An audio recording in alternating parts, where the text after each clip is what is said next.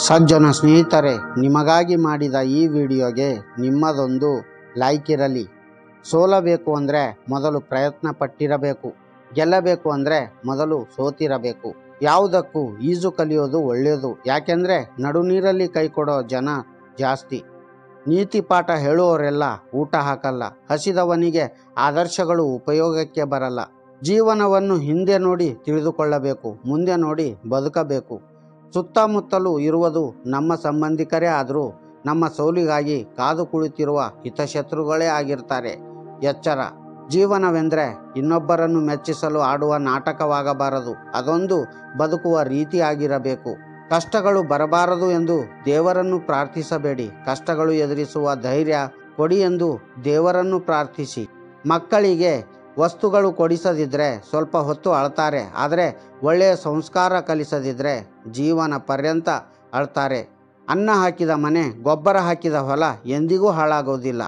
ಬಿಡುವಿದ್ದಾಗ ಹಣ ಇರುವುದಿಲ್ಲ, ಹಣವಿದ್ದಾಗ ಬಿಡುವಿರುವುದಿಲ್ಲ. ಹಣ ಮತ್ತು ಬಿಡುವು ಎರಡೂ ಇದ್ದಾಗ ದೇಹದಲ್ಲಿ ಶಕ್ತಿ ಇರುವುದಿಲ್ಲ. ಇದುವೇ ಜೀವನದ ಮರ್ಮ. ಈ ಜಗತ್ತು ಅವಶ್ಯಕತೆಗಳ ನಿಯಮದಿಂದ ನಡೆಯುತ್ತದೆ. ಚಳಿಗಾಲದಲ್ಲಿ ಯಾವ ಸೂರ್ಯನ ನಿರೀಕ್ಷೆ ಇರುತ್ತೋ ಅದೇ ಸೂರ್ಯನಿಗೆ ಬೇಸಿಗೆ ಕಾಲದಲ್ಲಿ ತಿರಸ್ಕಾರ ಇರ್ತದೆ.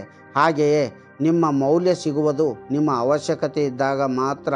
ಸಂಪತ್ತು ಎಷ್ಟೇ ಇದ್ದರೂ ಸರಳತೆ ಮಾತ್ರ ಮನುಷ್ಯನಿಗೆ ಒಳ್ಳೆಯ ಗೌರವ ತಂದುಕೊಡುತ್ತೆ. ಏಕೆಂದರೆ ಸಂಪತ್ತಿಗೆ ಬೆಲೆ ಕಟ್ಬೋದು, ಆದರೆ ಸರಳತೆಗೆ ಬೆಲೆ ಕಟ್ಟಲಾಗದು. ಒಂದು ನಿಮಿಷದಲ್ಲಿ ಜೀವನ ಬದಲಾಗುವುದಿಲ್ಲ, ಆದರೆ ಕೇವಲ ಒಂದೇ ಒಂದು ನಿಮಿಷ ತೆಗೆದುಕೊಂಡ ನಿರ್ಧಾರ ಇಡೀ ಜೀವನವನ್ನು ಬದಲಾಯಿಸುತ್ತದೆ. ಗೆದ್ದ ವ್ಯಕ್ತಿಗೆ ಚಪ್ಪಾಳೆ ಹೊಡೆಯುವವರು ದೊಡ್ಡವರಾಗೋದಿಲ್ಲ, ಬಿದ್ದ ವ್ಯಕ್ತಿಯನ್ನು ಕೈ ಹಿಡಿದು ಎತ್ತುವವರು ದೊಡ್ಡವರಾಗ್ತಾರೆ. ಜಗತ್ತು ಬದಲಾಗಲಿ ಎಂದು ಆಶಿಸುವುದು ತಪ್ಪಲ್ಲ, ಆದರೆ ಅದಕ್ಕಾಗಿ ಕಾಯುತ್ತಾ ಕೂರುವುದು ಅರ್ಥಹೀನ. ಬದಲಾವಣೆ ಎಂಬುದು ನಮ್ಮಿಂದಲೇ ಆರಂಭವಾಗಬೇಕಿರುವ ಪ್ರಕ್ರಿಯೆ. ಬದುಕು ಅನ್ನೋ ಹೊಲದಲ್ಲಿ ಸಮಸ್ಯೆ ಅನ್ನೋ ಕಳೆ ಬೆಳೆಯುತ್ತಲೇ ಇರುತ್ತೆ. ಹಾಗಂತ ಹೊಲ ಬಿಟ್ಟು ಹೋಗಬೇಕಾಗುತ್ತಾ? ಕಳೆ ಕೀಳೋ ಕಲೆ ಕಲಿತು ಬಾಳಬೇಕು ಅಷ್ಟೇ. ಕತ್ತಲಾಗದೆ ನಕ್ಷತ್ರ ಕಾಣಲ್ಲ, ಕಷ್ಟವಿಲ್ಲದೆ ಜೀವನ ನಡೆಯೋಲ್ಲ. ಏಳು ಬೀಳಿನ ನಡುವೆ ಬಾಳ ಬಂಡಿ ಸಾಗಲು 1000 ಮುಳ್ಳಿದ್ದರೂ ಗುಲಾಬಿಯಂತೆ ಮಿಂಚಬೇಕು, ಅದುವೇ ಜೀವನ. ಇರೋ ಚಿಕ್ಕ ಜೀವನದಲ್ಲಿ ಆದಷ್ಟು ಖುಷಿಯಾಗಿ ಇರೋದಕ್ಕೆ ಕಲೀರಿ, ಯಾಕೆಂದರೆ ಮರಳಿ ಬರೋದು ನೆನಪುಗಳು ಮಾತ್ರ, ಸಮಯ ಅಲ್ಲ. ಮನುಷ್ಯನೇ ಶಾಶ್ವತ ಅಲ್ಲ ಅಂದ ಮೇಲೆ ನೋವು ಶಾಶ್ವತನ? ಒಳ್ಳೆಯ ಮನಸ್ಸಿಗೆ ಒಳ್ಳೆಯ ದಿನ ಬಂದೇ ಬರುತ್ತೆ. ಸಮಯ ಖಂಡಿತ ಬದಲಾಗ್ತದೆ. ಕಾಯುವ ತಾಳ್ಮೆ ನಮಗಿರಬೇಕಷ್ಟೆ. ಬದುಕೋ ದಾರಿ ತೋರಿಸೋಕೆ ಯಾರು ಮುಂದೆ ಬರ್ತಾರೋ ಇಲ್ವೋ ಗೊತ್ತಿಲ್ಲ, ಆದರೆ ಸ್ಮಶಾನದ ದಾರಿ ತೋರಿಸೋಕೆ ಮಾತ್ರ ಎಲ್ಲರೂ ಮುಂದೆ ಬರ್ತಾರೆ. ನೀಲಿ ಪೆನ್ನು ಬಳಸುವ ನಾವು ಮುಂದೊಂದು ದಿನ ಹಸಿರು ಪೆನ್ನು ಬಳಸುವಂತಾಗಬೇಕು. ನಮ್ಮ ಗುರಿ ಕಂಡು ಹುಚ್ಚು ಎಂದವರು ಸಾಧನೆ ಕಂಡು ಹುಚ್ಚು ಹಿಡಿಸಿಕೊಳ್ಳಬೇಕು. ಹುಟ್ಟು ಬಡತನದ ಗುಡಿಸಲಲ್ಲಾದರೂ ಸಾವು ಅರಮನೆಯಲ್ಲಾಗಬೇಕು. ಇವನ್ಯಾರು ನಮಗೆ ಗೊತ್ತಿಲ್ಲ ಅಂದವರು ಇವನು ನಮ್ಮವನೆಂದು ಹಾಡಿ ಹೊಗಳಬೇಕು.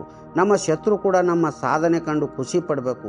ಚಿಟಿಕೆ ಹೊಡೆದು ಮಾತನಾಡಿಸುವ ಜನ ಚಪ್ಪಾಳೆ ಹೊಡೆದು ಸನ್ಮಾನಿಸುವಂತಾಗಬೇಕು.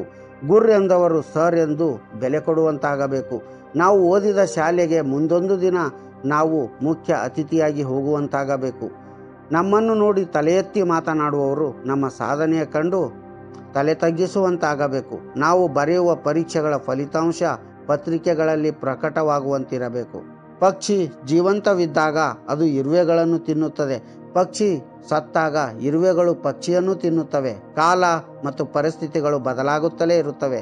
ಹಾಗಾಗಿ ಜೀವನದಲ್ಲಿ ಯಾರನ್ನು ಅಥವಾ ಯಾರ ಭಾವನೆಗಳನ್ನು ಹೀಯಾಳಿಸಿ ಅಪಮೌಲ್ಯಗೊಳಿಸಬೇಡಿ, ಜರಿದು ಮನನೊಯಿಸಬೇಡಿ.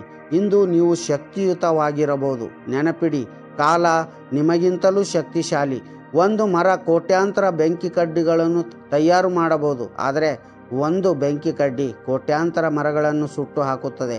ಆದ್ದರಿಂದ ಒಳ್ಳೆಯವರಾಗಿರೋಣ, ಒಳ್ಳೆಯದನ್ನೇ ಚಿಂತಿಸೋಣ, ಒಳ್ಳೆಯ ಕಾರ್ಯಗಳನ್ನೇ ಮಾಡಿ ಮೌಲ್ಯಯುತವಾಗಿ ಜೀವಿಸೋಣ. ತಂದೆಯ ಪಾದಸ್ಪರ್ಶ ಮಾಡಿದವನಿಗೆ ಯಾವತ್ತೂ ಸಂಪತ್ತಿನ ಬರ ಇರೋದಿಲ್ಲ.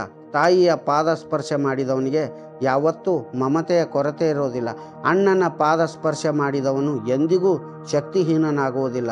ಸಹೋದರಿಯ ಪಾದ ಸ್ಪರ್ಶ ಮಾಡಿದವನೆಂದು ಚಾರಿತ್ರ್ಯಹೀನನಾಗುವುದಿಲ್ಲ. ಗುರುವಿನ ಪಾದ ಸ್ಪರ್ಶ ಮಾಡಿದವನೆಂದು ವಿದ್ಯಾಹೀನನಾಗಿರುವುದಿಲ್ಲ. ಸಜ್ಜನ ಸ್ನೇಹಿತರೆ, ಈ ವಿಡಿಯೋ ಬಗ್ಗೆ ನಿಮ್ಮ ಅಭಿಪ್ರಾಯಗಳು ಏನು ಅಂತ ತಪ್ಪದೆ ಕಾಮೆಂಟ್ ಮಾಡಿ ತಿಳಿಸಿ. ಹಾಗೂ ಈ ವಿಡಿಯೋ ನಿಮಗೆ ಇಷ್ಟ ಆದರೆ ಖಂಡಿತ ಲೈಕ್ ಮಾಡಿ. ನೀವಿನ್ನೂ ನಮ್ಮ ಚಾನಲನ್ನು ಸಬ್ಸ್ಕ್ರೈಬ್ ಮಾಡದೇ ಇದ್ದರೆ ಈ ಕೂಡಲೇ ಸಬ್ಸ್ಕ್ರೈಬ್ ಮಾಡಿ. Thanks for watching.